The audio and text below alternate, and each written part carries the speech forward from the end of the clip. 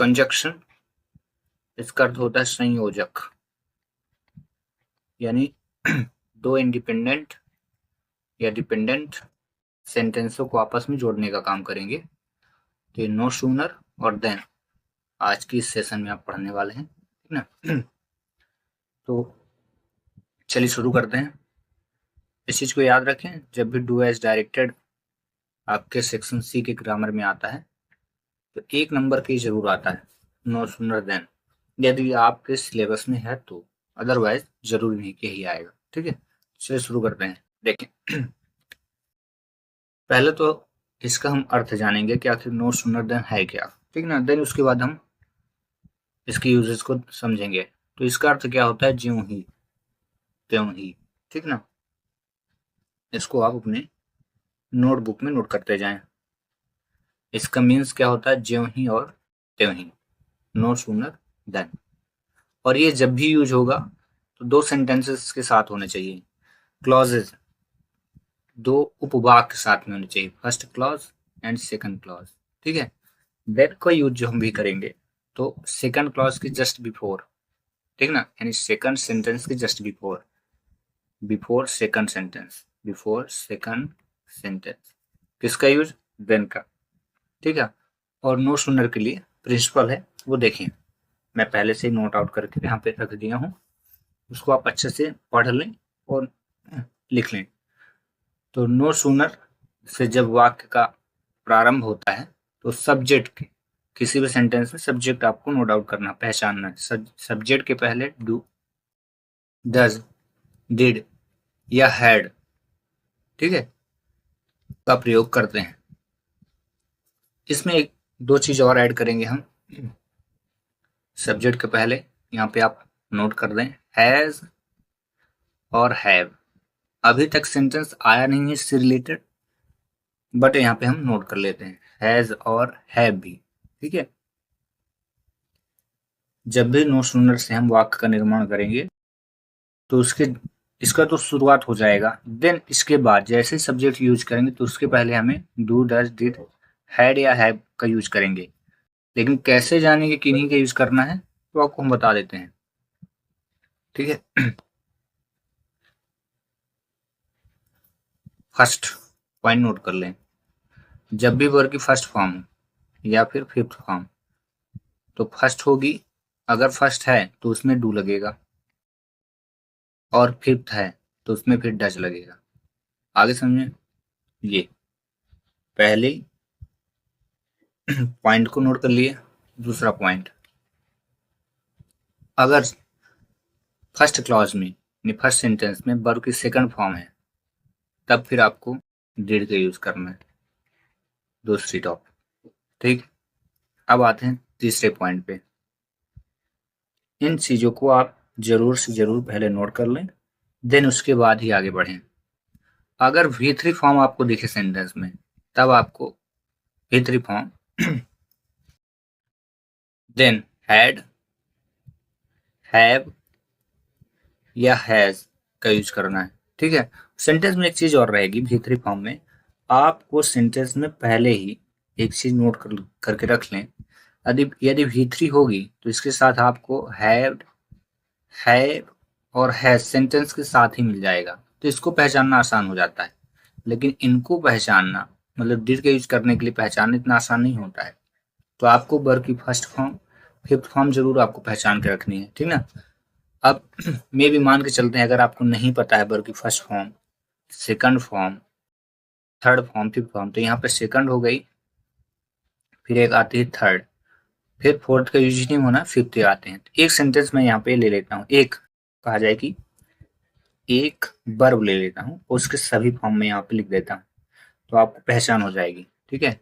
जैसे मैंने ले लिया गो, गो फर्स्ट है और इसका सेकंड फॉर्म क्या होगा, वेंट, थर्ड क्या होगा, गॉन, ठीक है, और जो फिफ्थ फॉर्म होगी वो होगी गोस, ठीक है। इस प्रकार से आप सेंटेंस को पहचान सकते हैं। आगे समझिए, तो यदि वर्ब की फर्स्ट फॉर्म है तो नो सूनर के तुरंत बाद, ठीक है, यदि वर्ब की फर्स्ट फॉर्म है ये, तो नो सूनर के तुरंत बाद आपको क्या यूज करना है, डू, ठीक है। फिफ्थ फॉर्म है तो नो सूनर के तुरंत बाद डज, DOES। ठीक है, इसके बाद यदि वर्ब की थर्ड फॉर्म है तो नो सूनर के तुरंत बाद डिड। ठीक है, और यदि थर्ड फॉर्म है तो ये खुद ही बताएगा आपको, क्योंकि सेंटेंस मेकिंग में थर्ड फॉर्म तभी आएगी जब हैज, हैव, हैड लगा होगा। ठीक है ना, तो आपको देख लेना है क्या लगा, उसी के थ्रू आपको क्वेश्चन मेकिंग करना है। ये तो है इंपॉर्टेंट फैक्ट, इसको हम इरेज कर देते हैं, आगे चलते हैं। ठीक है, तो रूल नंबर फर्स्ट देखें, इसके 3 रूल्स हैं, 1 बाय 1 को हम लिखेंगे और समझेंगे। थोड़ी लेक्चर ध्यान रखें, बड़ा होने वाला है, so be keep your patience with, मेरे साथ धैर्य के साथ पढ़ें। ठीक ना, जिससे आप इसको समझ पाए, स्किप ना करें। ठीक ना, नहीं तो आपको ही प्रॉब्लम होगी, हमको नहीं होने वाली है।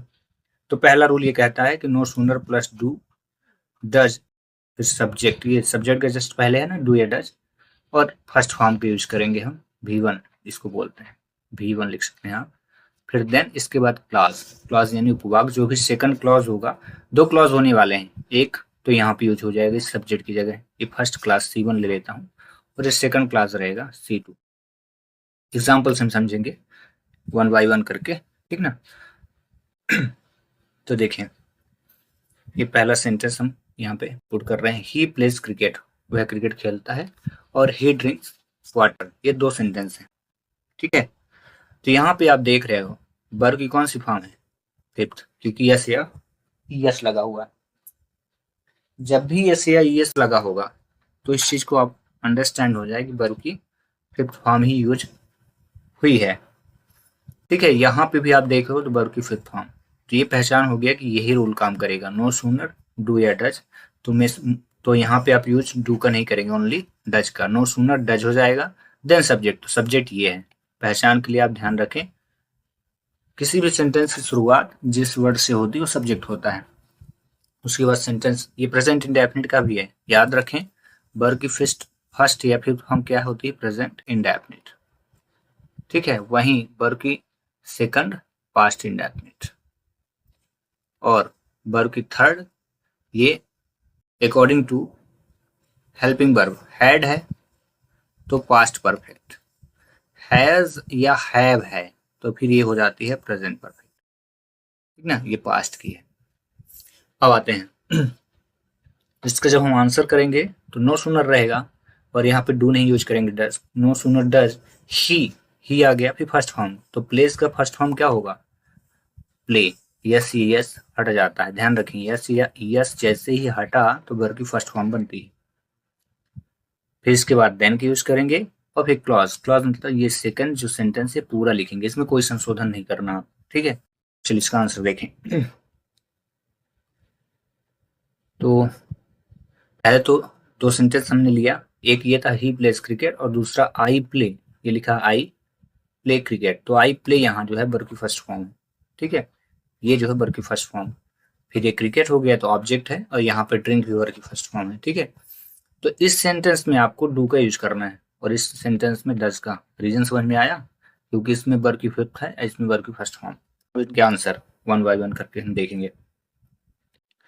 ठीक है, तो सबसे पहले अकॉर्डिंग टू रूल हम चलेंगे, नो सूनर का यूज करने वाले हैं, तो नो सूनर आ गया, फिर तुरंत डज या डू, तो डज। ही प्ले, देखो वर्ब की फर्स्ट फॉर्म बोला था, तो ही प्ले क्रिकेट, और सेकंड वाले क्लॉज के जस्ट पहले हम देन का यूज करने वाले थे, देखिए हमने यूज किया देन। अब फिर पूरा सेंटेंस, ही ड्रिंक वाटर, यहाँ ड्रिंक्स करना है, ही ड्रिंक्स वाटर। ठीक है, ज्यों ही वह क्रिकेट खेलता है त्यों ही पानी पीता है। ठीक है, तो ज्यों ही और त्यों ही इसका मीन्स होता है। आगे समझ में, दूसरे का आंसर देखें, लास्ट में आपको होमवर्क दिया जाएगा, तो आप वेट करें होमवर्क के लिए, उसको आंसर को आप कमेंट्स करें। देखिए, नो सूनर डू आई, इस बार डू, उसका रीजन क्या था, वर्ब की फर्स्ट फॉर्म यूज हुई। No sooner do I play cricket then I drink water, ज्यों ही मैं क्रिकेट खेलता हूँ त्यों ही क्या करता हूँ, पानी भी पीता हूँ। ठीक है, इस प्रकार कहा जाए कि रूल नंबर फर्स्ट हुआ कंप्लीट। आइए देखते हैं रूल नंबर सेकंड। ठीक है, रूल नंबर सेकंड क्या कहता है, नो सूनर देन डिड उसके बाद सब्जेक्ट की use, then first form verb की रहेगी, देन आर क्लॉज। इसकी पहचान आप देखें पहले अकॉर्डिंग टू एग्जाम्पल, ठीक है। तो यहाँ पे एक एग्जाम्पल हमने पुट आउट किया। तो डिड का यूज हम कब करने वाले हैं, तो देख लें सेंटेंस में वर्ब की अगर सेकंड फॉर्म है तो ही डिड लगेगा। तो यहाँ प्लेड है और प्लेड V2 फॉर्म होती है, ठीक है। यहाँ ड्रिंक ड्रैंक V2 फॉर्म है, ठीक है। पास्ट इंडेफिनिट बन गया ना, ठीक है।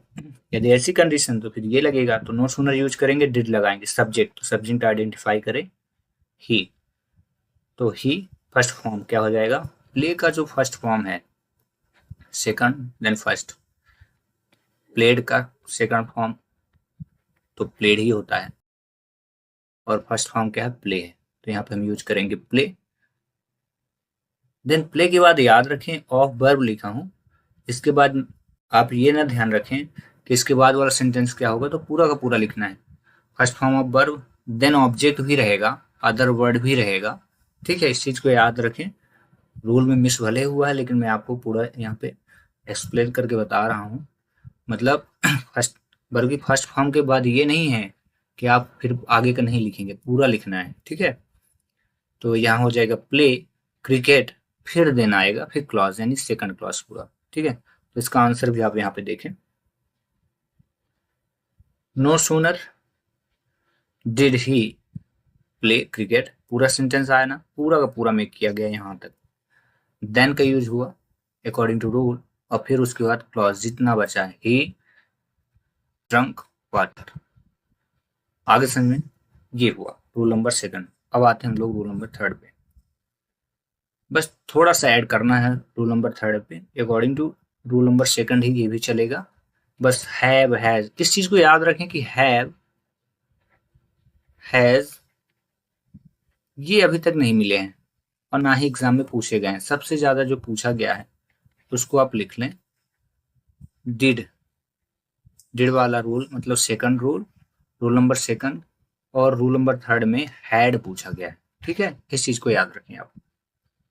चलिए, तो rule no sooner have has या हैड प्लस सब्जेक्ट रहेगा, थर्ड फॉर्म ऑफ वर्ब, और वर्ब के बाद ऑब्जेक्ट रहेगा, अदर वर्ड रहेगा, पूरा सेंटेंस हम पुट करेंगे, फिर देन और क्लॉज, ठीक है।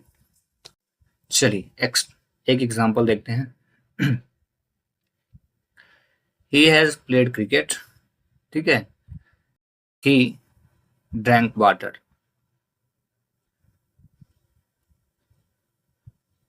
तो इसको भी हम कैसे बनाएंगे अकॉर्डिंग टू रूल, तो यहाँ पे देखें मैं क्या बोल रहा था, हैज हैव के बाद क्या होती है, वर्ब की थर्ड फॉर्म रहती है, पहचान है, ये हैज और ये जो है V3, तो क्योंकि हैज हैव तो यही रूल लगेगा। लेकिन फिर से मैं कहता हूँ रूल जितने बार पूछा गया है हैड वाला ही पूछा गया है, ठीक है। तो इसका आंसर जब आप करेंगे तो बहुत इजीली से करने वाले हैं। नो सूनर, यहाँ पे हैज लिखा है तो हैज लिखना ही पड़ेगा आपको, ये आ गया नो सूनर हैज। देन उसके बाद बोला सब्जेक्ट, तो सब्जेक्ट लिखें ही, यहाँ पे प्ले हो गया है, प्ले नहीं यहाँ प्लेड होगा। ही प्लेड क्रिकेट, चेंज नहीं होता हैज के साथ, ठीक है। Cricket then he drank water, ये पूरा का पूरा सेंटेंस मेक हो गया। आगे समझ। अब हम आते हैं होमवर्क पे। ये 1 बाय 1 करके होमवर्क लिखे गए हैं, इनको आप नोट कर लें। देन इनका आंसर जरूर आप कमेंट्स बॉक्स पे सेंड करें, ठीक है।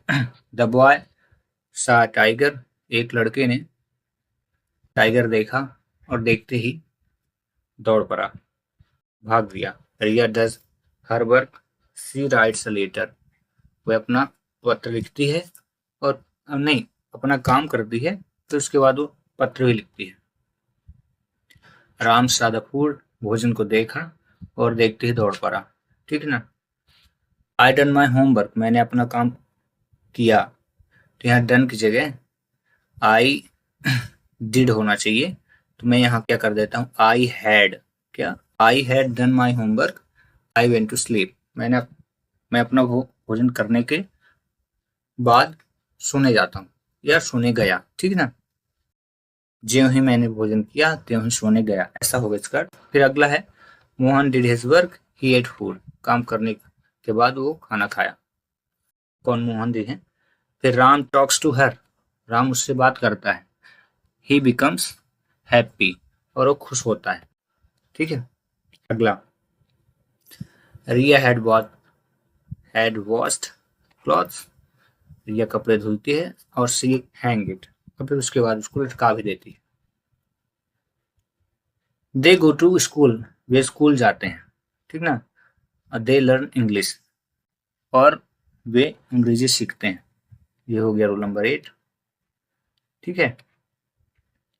Rule number 9, we got toys, हमने खिलौने खरीदे। वी केम टू होम, और हम घर आए, ठीक है। अगला लास्ट है, यू वॉच्ड दिस लेक्चर, आपने इस लेक्चर को देखा। यू मेक, यहाँ मेक की जगह मेड होगा, MAD यहाँ पे लिखना है, MAD वर्ब की सेकंड फॉर्म पास्ट टेंस में था। यू वॉच दिस लेक्चर और यू मेड नोट्स, आपने इस लेक्चर को देखा और आपने क्या किया, नोट्स बनाया, ठीक है। तो ये 10 क्वेश्चन है आपके लिए, इंपॉर्टेंट क्वेश्चन है। सभी rules first, second, third in पे बेस्ड हैं ये क्वेश्चन, तो आप इनको पहले अच्छे से लिख लें, देन उसके बाद आंसर जरूर कमेंट्स करें। मिलते हैं नेक्स्ट वीडियो में, टिल थैंक्स फॉर वॉचिंग।